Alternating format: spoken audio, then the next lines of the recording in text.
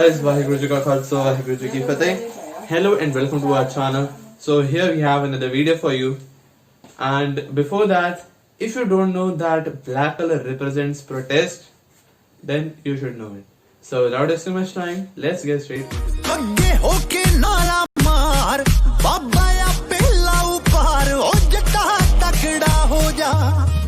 So basically, if we go back to the very starting of this whole scenario, there were two bills passed in September. One of it was Farmers Produce Trade and Commerce Act, and the other one was Farmers Agreement on Price Assurance and Farm Services Act.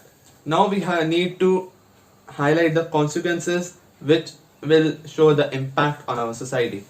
If we see upon stats says that a large population of our country is employed in agriculture sector, and if we all the agriculture sector is converted to the contract farming, then farmers will have a everlasting burden of contract farming, because when you have a contract signed with an private company, then it will be a very large burden for making extra yield as much as we can, and it might also affect them if the crop didn't grow well.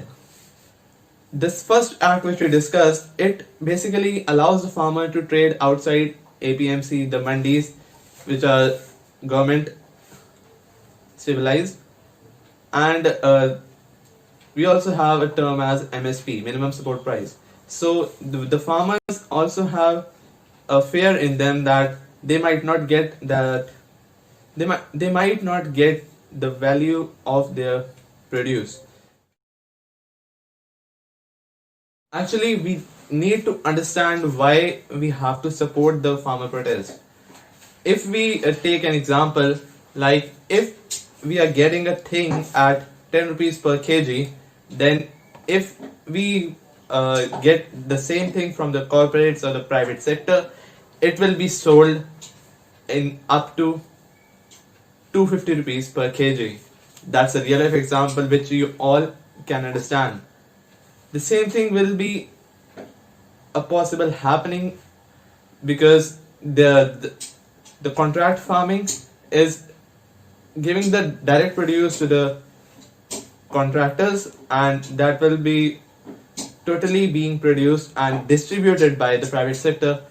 That's why we'll have to get all these eatable stuff from the malls, and that vegetable vendor will be left unemployed. It's simple. The main thing is how we understand things. If we come up to the point of the peaceful protest against government, it is totally legal, and every person in the country has the right to peacefully protest against government if something has gone wrong, and the actions being taken by the government in response to these protests is really not appreciable. If we see that when the farmers were approaching the Shambu border and the border of Delhi, their peaceful protest was really badly being opposed. Like they were stopped by water cannons, and tear gas was also used, which is not appreciable in a democracy like India. We are living in a democratic country, and it is every person's right to peacefully protest against anyone. And also a news came up in the past times that Delhi police asked the state government, Delhi government, to provide them up to 9 stadiums to convert them into temporary jails for the protesters who are protesting against the farmer bill. And in this, we cannot blame the Delhi police, because they are just following the orders which are being given to them. And if we see on the current scenario, as you can experience, we say the farmers as Annadata, the giver of the food, the grains which we eat, and they are still if we go to the border side, they are so kind-hearted that they are serving langar to the ones who were beating them at the time of the opposition of the protest. How kind are they? How can we not support them, who are giving us the grains which we eat and we are living because of them only?